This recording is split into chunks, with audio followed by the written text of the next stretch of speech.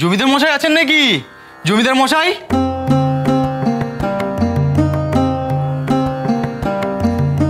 কে বাছা তোমরা?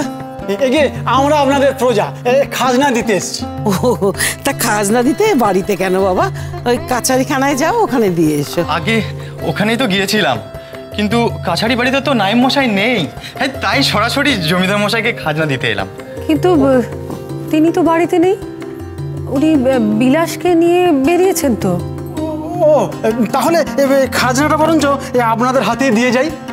জমিদার মশাই এলে বলে দেবেন যে ওই আপনার হরিণগুড়ির রামেশ্বর বছরের খাজনা বাবদ 27 টাকা 5 আনা 3 পয়সা এতে নিয়ে এসছি। নিন, গুনে নিন। হ্যাঁ, এটা গুনে নিতে হবে? বাহ, গুনে নেবেন না?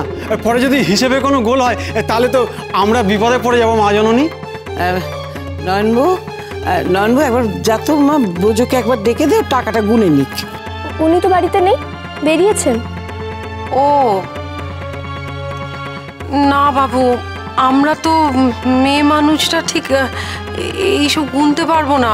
আর শুনলে তো বাড়িতে কোনো পুরুষ মানুষ নেই। তোমরা বরং পরে এসো। হ্যাঁ, এখন যাও। আগে গিন্নিমা, আমরা অত দূর থেকে ক্ষেতের কাজ ফেলে এসেছি, আর একদিন আসতে গেলে যে বড় ক্ষতি হয়ে যাবে। গরিব মানুষ, একদিন না খাটলে যে বড় ক্ষতি হয়ে যাবে গিন্নিমা।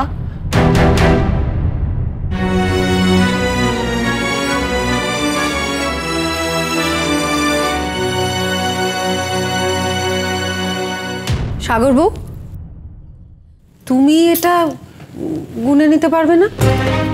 তোমার বাবা তো তোমাকে একটু একটু লেখাপড়া শিখিয়েছেন। দেখো, তুমি যদি... না মা, আমি তো গুনতে শিখিনি। মিস্তিদি, তুমি গুনতে পারবে না? কি বলছিস তুই সাগর? মেয়ে মানুষের লেখাপড়া শিখবো? আমি কি অলক্ষী নাকি যে লেখাপড়া শিখে সাত করে স্বামীর অকল্যাণ ডেকে আনবো? কি হবে তাহলে?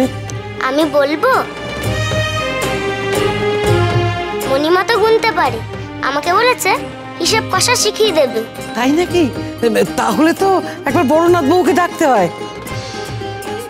কুন্দ, ওরে ও, এই যে কুন্দ, যা দেখিনি একটুখানি বড়নাথ বউকে ডেকে নিয়ে এত। ও মা গো মা, কি সাংঘাতিক বউ গো! হ্যাঁ, এই জন্যে একের পরে কোনার উপর বিপদ পড়ছে, সংসারের এত অকল্যাণ হচ্ছে। আমি তাই ভাবি উনি বারে বারে এত বিপদে পড়ছেন কেন? সব ওই বউ লেখাপড়া শিখেছে বলে। কিছু মনে করো না মিস দিদি, ওনার তো কোনো বিপদ হয়নি। উনি খুব ভালোভাবেই আছেন আমাদের সঙ্গে, সুস্থ আছেন। ভগবান না করুন, যদি ওনার কোনো বিপদ হতো তাহলে আমি তোমার এই কথাগুলো মেনে নিতাম। নয়নবু, তুমি থামবে? বাড়ির কোন্দল এভাবে বাইরের লোকের সামনে প্রকাশ না করলেই নয়। নিজের অশিক্ষার 5 জনের সামনে এভাবে জাহির করো না। ওই তো ও বড়নাথ বউ, একটুখানি এই টাকা কটা গুনে দে না মা।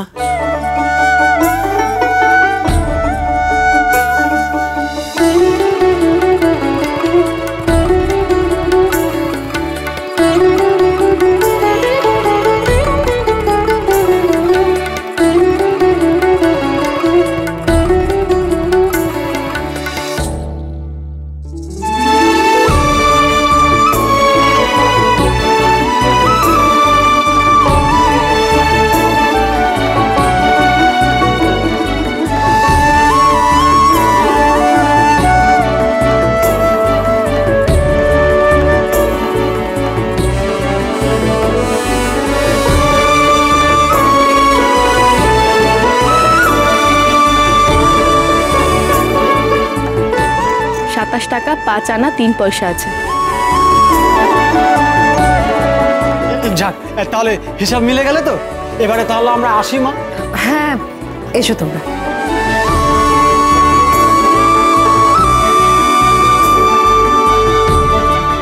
আপনারা শুধু আমাকে চুপ করিয়ে দিচ্ছেন আর প্রফুল্লকে ভালো বলে যাচ্ছেন। আপনারা যাই বলুন না কেন, আমি এসব অনাচার আর দেখতে পাচ্ছি না।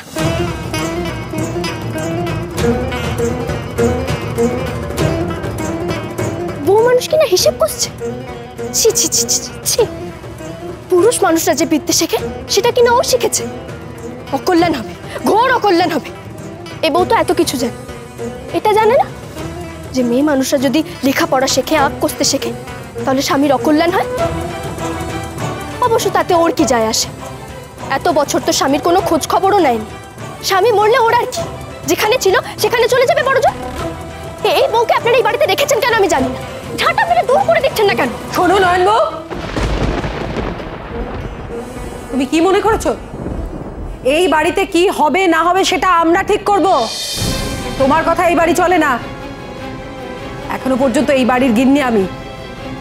কথাটা বোধহয় তুমি ভুলে যাচ্ছ।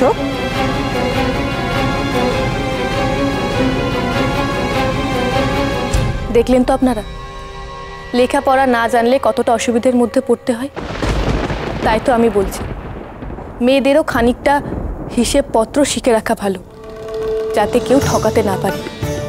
পুরুষ মানুষ বাড়িতে না থাকলে অসুবিধার মধ্যে না পড়তে হয়। লেখাপড়া আর আত্মরক্ষার কৌশল সব মেয়েদেরই শিখে রাখা উচিত। ঠিক বলেছ, একদম ঠিক কথা বলেছ। লেখাপড়া শেখার সঙ্গে বৈধব্যের কোনো যোগ নেই। এটা যে কেন মেয়েরা বোঝে না। এই আমাকেই দেখো না, আমাকেই দেখো। সেই ছোট্টবেলায় আমার বিনা দিদির মতো রঙিন কাপড় পরে ঘুরতুম। হঠাৎ একদিন রঙিন কাপড় খুলে নিল, পরিয়ে দিল সাদা থান, পার থেকে 5টুকু উঠে গেল আমি নাকি বিধবা হয়েছি।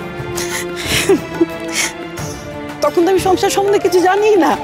আমার না লেখাপড়া করেছি, না অঙ্ক কষেছি, বলো কিচ্ছু জানতাম না। আমি কিছু বললে সেটার উল্টো কথা। বুঝবে বুঝবে, সবাই বুঝবে। যখন সর্বনাশটা হবে কেউ আর খেতে কুল পাবে না, সবাই বুঝবে।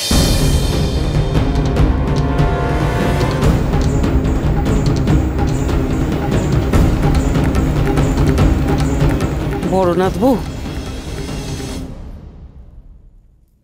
তুই যা বললি সেটা নিঃসন্দেহে খুব ভালো কথা, খুব বড় কথা। কিন্তু এ তো কাজ করে দেখানো বড় কঠিন রে। এ দেশ একদম কুসংস্কারে ভরা, আর বেশিরভাগ মানুষ হচ্ছে আমাদের ওই নয়ন বউর মতো।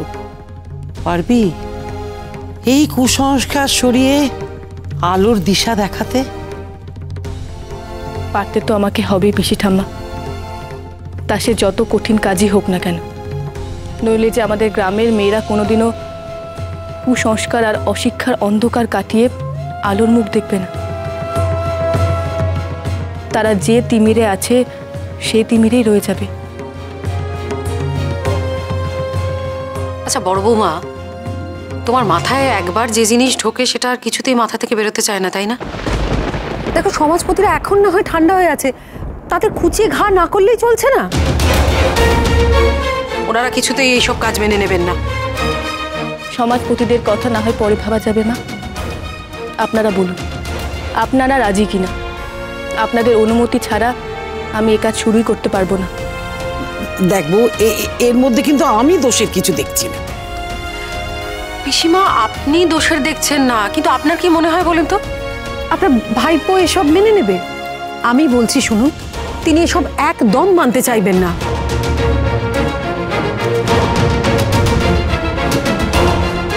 বড় বৌমা, আমি তোমাকে বলছি, তুমি এবার সংসারে ধম্মে কম্মে মন দাও, ব্রত পার্বণ করো, এইসব চিন্তা মাথা থেকে নামাও তো। সংসার ধর্ম করাটাই এখন তোমার একমাত্র ব্রত। দয়া করে তুমি নতুন করে আর কোনো অশান্তি এ বাড়িতে ডেকে এনো না বড় বৌমা।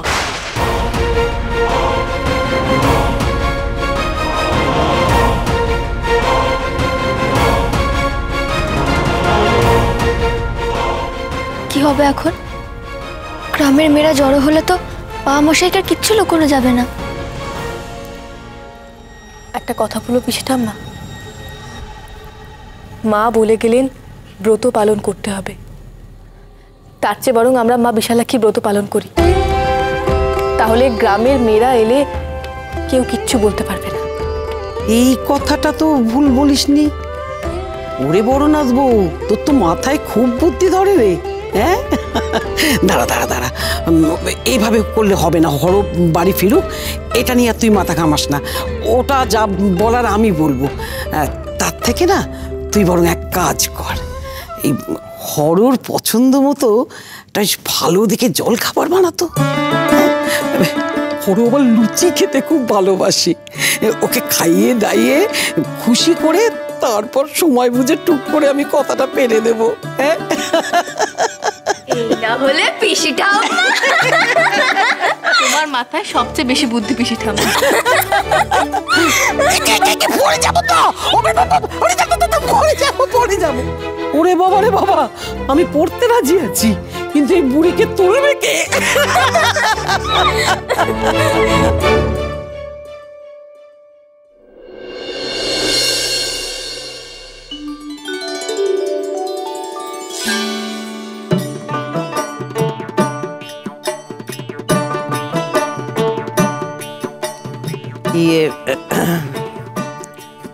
হর, ওই দেখ বৌমা, আমাদের বড়নাথ বউ। বড়নাথ বউ বলছে কি যে গ্রামের মেয়েদের নিয়ে একটু ব্রত পাঠ করতে চায়।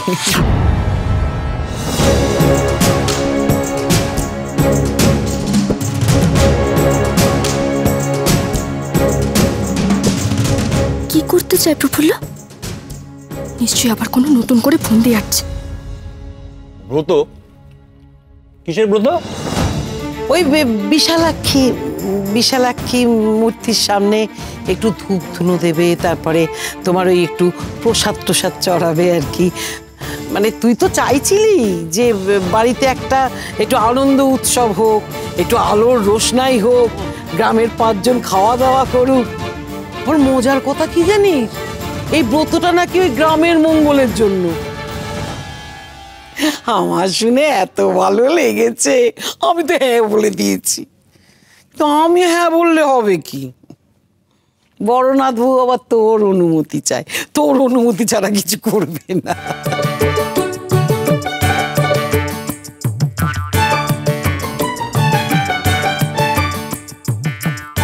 আমার অনুমতি চাই?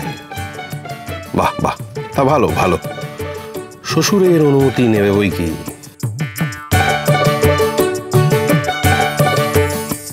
ব্রত বললেই ব্রত করা যায় নাকি? কোনো কথা নেই, বার্তা নেই, হঠাৎ করে ব্রত, তাও আবার নিজেদের গ্রামের কল্যাণের জন্য। এমন তো শুনিনি বাপু। সব কথা তোমাকে শুনতে হবে? হ্যাঁ, কত বয়স তোমার যে সব শুনতে হবে, সব জানতে হবে? এ তো দেখছি আবার উল্টো ব্যাপার, যাই বলে বড়নাথ বউ তারই বিপক্ষে চলে যায়। দেখ নয়নবু, একটা কথা বলে রাখছি, ওই ব্রত পাঠ করা কি না করা সেটা তোমার ইচ্ছে, কিন্তু তুমি কিন্তু পুজোতে একদম বাধা দেবে না, এই কথা বলে দিলুম। হ্যাঁ,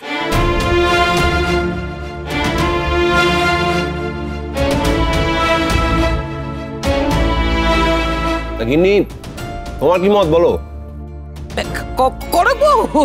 কনকবই তো বলেছে, কনকবউকে বলছিল যে বড় বৌমা তুমি এবার একটু মন দিয়ে সংসার করো, একটুখানি ধর্মে কর্মে মন দাও, তবেই না ও মুখ ফুটেই ব্রতর কথা বললো,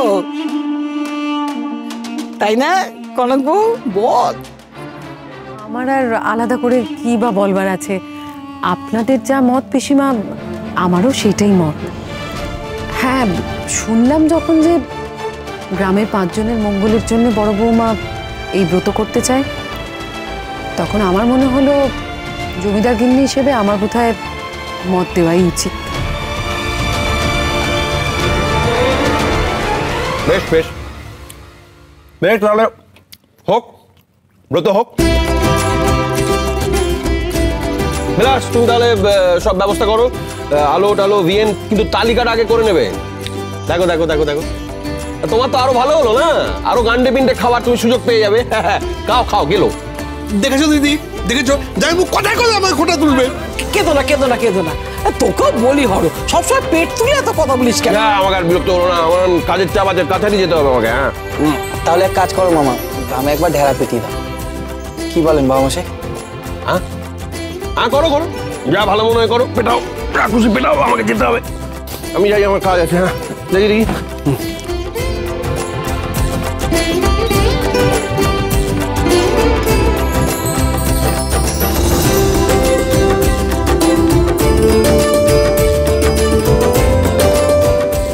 আমি কিন্তু সব ব্রত টত কিছু করতে পারবো না বলে দিলাম।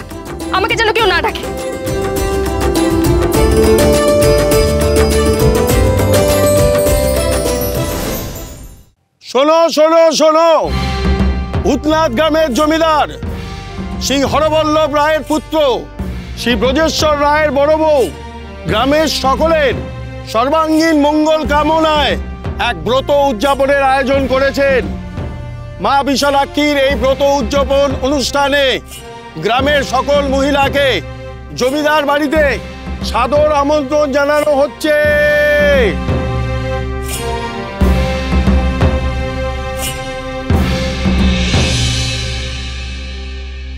আমার না খুব ইচ্ছে হচ্ছে জমিদার বাড়ির ব্রত পালনে যাওয়ার।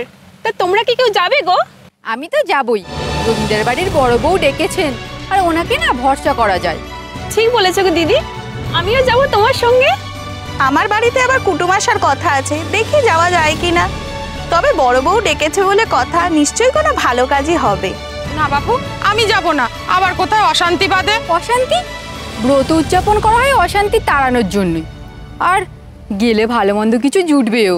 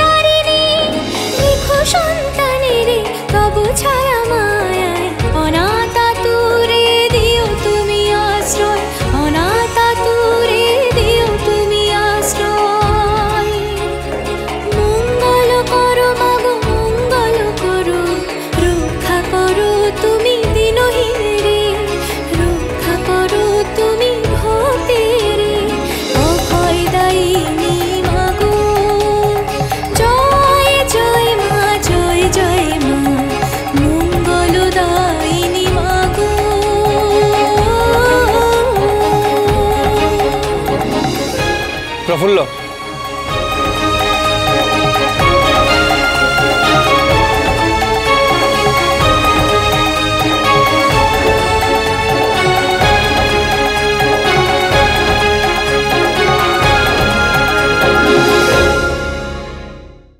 বাবা ঠাকুরের খোঁজ নিতে আমি সদরে যাচ্ছি। যদি তার খোঁজ পাই তবে অবশ্যই দেখা করে ফিরব। বাবা ঠাকুরকে বলবেন তার মা তার কথা মতো কাজ শুরু করে দিয়েছে। মা বিশালাক্ষী ব্রত পালনের মধ্যে দিয়ে সেই কাজের শুভ সূচনা করতে যাচ্ছে। আমি তার স্বপ্ন সার্থক করবই। আমি যে কোনো মূল্যে ঠাকুরকে মুক্তি পাওয়ানোর চেষ্টা করব। নিশ্চয়। বাবা ঠাকুর আমার জন্য যা করেছেন তা এক জীবনে শোধ হবার নয়। তিনি আমাকে অক্ষর চিনিয়েছেন, শাস্ত্র পড়িয়েছেন, ন্যায় বুঝিয়েছেন, গণিত বুঝিয়েছেন। তিনি আমাকে সক্ষম করেছেন। আমার জীবনে তার অবদান শেষ হবার নয়। আমি জানি প্রফুল্ল, আমি যতদূর সম্ভব চেষ্টা করব তার জন্য। আমি তাহলে এখন আসি। আসুন, আর তাড়াতাড়ি ফিরবেন। সন্ধ্যের মধ্যে সবাই এসে পড়বে, ভুলবেন না জানি। বাবা ঠাকুর এত কিছু শিখিয়েছে প্রফুল্লকে? বাবা ঠাকুর মানে তো সেই ডাকাত দলের পান্ডা ভবানী পাঠক। তবে যে শুনেছিলাম এতগুলো বছর প্রফুল্ল আশ্রমে ছিল। ও তার মানে তলে তলে এত। হ্যাঁ, দাঁড়াও, মজা দেখাচ্ছি।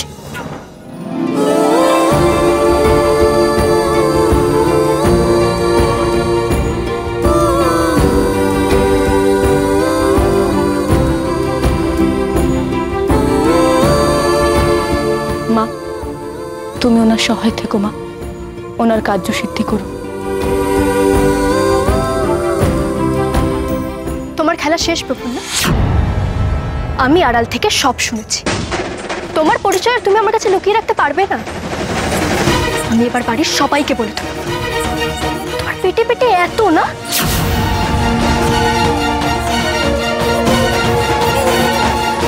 কি করছো ব্রজেশ্বর? আপনার মায়ের জন্য আপনার পদধূলি নিলাম ঠাকুর। আপনার কথা মতন সে তার কাজ শুরু করে দিয়েছে। আমি সব জেনে গেছি, এবার আমি সব ফাঁস করে দেবো। ওকে আমার পরিচয় জেনে গেল নাকি? তাহলে তো এক্ষুনি চিৎকার করে বলে বসবে যে আমি দেবী চৌধুরানী।